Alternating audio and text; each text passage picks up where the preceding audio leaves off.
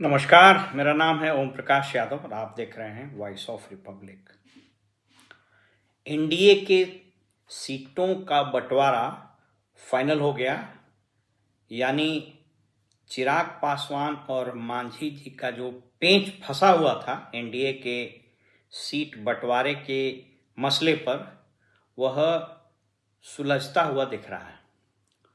प्राप्त जानकारी के अनुसार भाजपा 100 सीट पर, जदयू 101 सीट पर। ये बड़ा दिलचस्प है, एक सीट ज्यादा। इस पर अभी बात करेंगे। चिराग पासवान ने भी लगभग बाजी मार ली है, हालांकि वो 35 से 40 सीट मांग रहे थे प्रेशर पॉलिटिक्स के तहत, लेकिन उनको 29 सीट मिल गया है।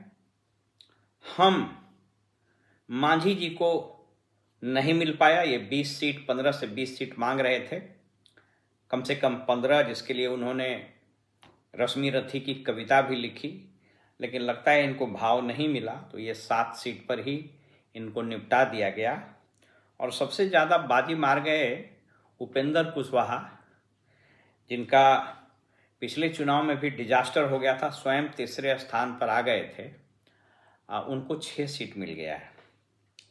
तो इस तरीके से 243 सीट का बंटवारा हो गया है। अब किसको कौन सा सीट मिला है ये देखना पड़ेगा। एक दीघा की सीट, जिसमें गंगा प्रसाद जी बहुत वयोवृद्ध बीजेपी के नेता है, संघ के भी वो कार्यकर्ता रहे, बिहार में विधान परिषद के सदस्य रहे, उसके बाद सिक्किम में राज्यपाल भी रहे, इन दिनों बहुत बीमार हैं। उनके पुत्र संजीव चौरसिया ये बहुत दिनों से दीघा विधानसभा क्षेत्र का, जो पटना में पड़ता है, उसका प्रतिनिधित्व करते हैं। उनका क्या हुआ ये जब लिस्ट आएगा तब पता चल पाएगा। लेकिन विजेंद्र यादव जी, जो जदयू के एकमात्र कद्दावर नेता हैं यादव समाज के, जो सुपौल से लड़ते हैं, वो जदयू के एक नेता, वो कोई बिट्टू सिंह है, उसके नाम पर अड़ गए हैं। तो देखना पड़ेगा कि क्या बीजेपी अपना यह सीट जदयू को देती है। सीटों के इस बंटवारे में 2-3 बातें बड़ी गौरतलब है। पहली बात ये कि क्या भाजपा बहुत ज़बरदस्त दबाव में है, क्योंकि अगर ये दबाव में नहीं रहती तो एक सीट का सिंबॉलिक ज़्यादा जदयू को नहीं देती। बीजेपी को अभी भी यह हिम्मत नहीं हो रहा है कि वह इस बात को डिनाई कर दे कि वो नीतीश कुमार को मुख्यमंत्री नहीं चाहता। अभी हाल में इंडिया टुडे पर यशवंत देशमुख द्वारा कराए गए सर्वे पर चर्चा हो रही है, जिसके अनुसार तेजस्वी की लोकप्रियता 36% है और नीतीश कुमार की लोकप्रियता वो 15 या 16% है। तो नीतीश कुमार की स्वीकार्यता, उनकी लोकप्रियता बिहार में बहुत घट चुकी है और ये लगभग सभी टीवी चैनलों पर इसकी चर्चा होती रहती है। लेकिन इस सीट के बंटवारे की संख्या को देखकर आश्चर्य तो नहीं, लेकिन एक बात जरूर समझ में आता है कि इसका मतलब भाजपा बहुत दबाव में है।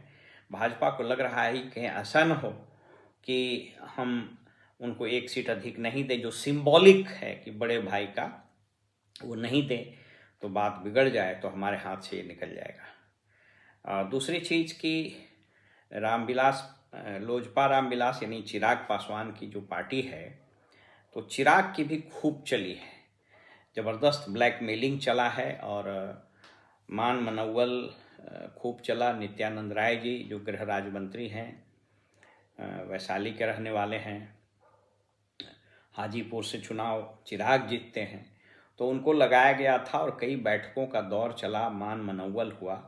और राजनीति में ये कोई अनहोनी बात या कोई आश्चर्य की बात नहीं है। ये राजनीति और रणभूमि दोनों एक ही जैसा होता है कि अगर आपको 10 प्राप्त करना है तो 20 का डिमांड कीजिए। तो ये प्रेशर टैक्टिक्स है, प्रेशर पॉलिटिक्स है जो सब लोग करते हैं। लेकिन उसमें चिराग बहुत हद तक सफल हुए, मांझी को नहीं मिल पाया। अब मांझी जो दे रहे थे कि साहब हमको 6% अगर नहीं मिल पाएगा वोट शेयर तो हम अनरिकॉग्नाइज्ड पॉलिटिकल पार्टी यानी इंडिपेंडेंट की तरह ही ट्रीट होते रहेंगे, तो हमको 15 दीजिए, 15 दीजिए, नहीं तो हम चुनाव नहीं लड़ेंगे।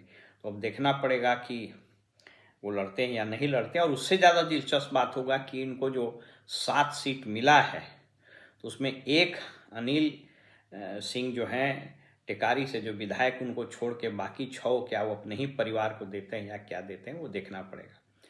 तो सीट वगैरह बेचने में या अपने परिवार के लोगों को देने में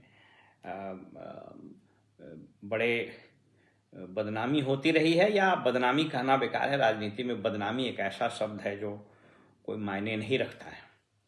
बहरहाल ये बड़ा दिलचस्प होगा कि भाजपा अंततोगत्वा क्या नीतीश कुमार को गठबंधन का नेता यानी नेतृत्व मुख्यमंत्री के लिहाज से स्वीकार कर लिया है।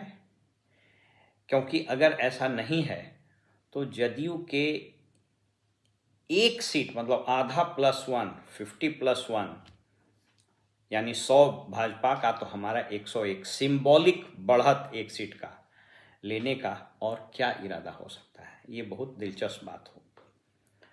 आप सब लोग जानते हैं कि पहले चरण के चुनाव का मतदान नामांकन भरने का पहला दिन था और 13 तारीख से मतदान, ये क्षमा कीजिएगा, 13 तारीख से नॉमिनेशन भरने का जो दूसरा फेज का है उसकी शुरुआत हो जाएगी।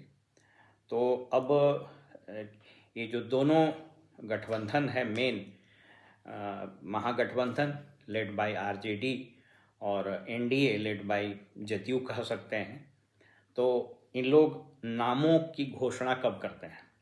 और अभी जैसा हर बार होता है कि इलेक्शन के दरमियान नेताओं के पाला बदलने का सिलसिला इस बार भी जारी है।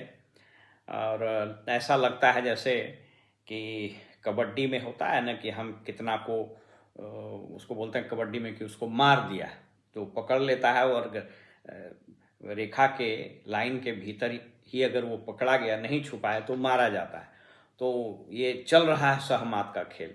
आरजेडी जहां संतोष कुशवाहा एमपी के कैंडिडेट थे पूर्णिया से, जदयू उसको मिला लिया, गोपाल मंडल को मिला लिया, उसके बाद राहुल शर्मा जगदीश शर्मा के बेटे हैं घोसी से, उसको मिलाया, फिर गिरधारी यादव स्वयं जदयू के एमपी। जब विडंबना देख लीजिए कि जदयू के एमपी हैं गिरधारी यादव, अब बेटा उनका आ गया आरजेडी में।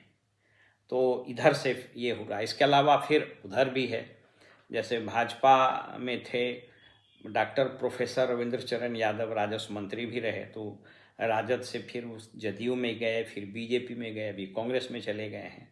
तो ये उछल कूद का सिलसिला चल ही रहा है। फिर वो आरजेडी से जो लोग भाग के गए थे तो स्वाभाविक रूप से अब जैसे चेतन आनंद, उनका बयान आया कि मैंने राजद छोड़ दिया। तो छोड़ तो आप उसी दिन दे दिए थे जब उधर चले गए। तो उसके बाद संगीता कुमारी जो भभुआ में किसी कॉन्स्टिट्यूएंसी से राजद से थी, वो भी त्यागपत्र दे दी है। और तो ये पूरा सहमत का खेल खूब ज़बरदस्त चल रहा है। तो फिलहाल यही स्थिति है कि एनडीए में सीटों का बंटवारा हो गया है और अब निश्चित रूप से कल यानी 11 तारीख को महागठबंधन के सीटों के बंटवारा की भी घोषणा हो जाएगी। और कल पहले फेज के चुनाव के नामों की घोषणा यानी उम्मीदवारों की घोषणा ये एनडीए को भी करना पड़ेगा और महागठबंधन को भी करना पड़ेगा, क्योंकि कल दूसरा दिन है। क्योंकि नामांकन दाखिल करने के लिए जो चयनित होंगे उम्मीदवार, उनको भी समय देना पड़ेगा, उनकी भी बहुत सारी औपचारिकताएं रहती हैं।